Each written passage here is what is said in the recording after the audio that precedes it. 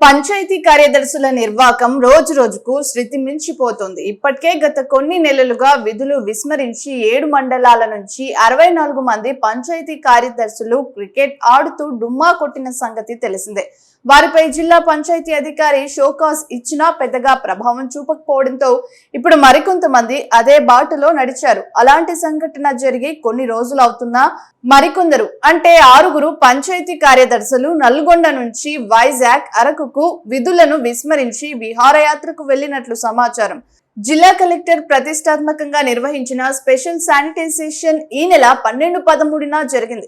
ఈ 2 రోజులు కార్యక్రమానికి ఎవరు డుమ్మా కొట్టొద్దని ఆదేశాలు జారీ చేసినా డుమ్మా కొట్టి విహారయాత్రకు వెళ్లారు. ఈ నెల 21న దేవరకొండకు ముఖ్యమంత్రి పర్యటన ఉందని తెలిసి కూడా 6 పంచాయతీ కార్యదర్శులు విహారయాత్రలో మునిగి తేలిన ఘటన చోటు చేసుకుంది. దీనిపై అధికారులు సీరియస్ అవుతున్నారు.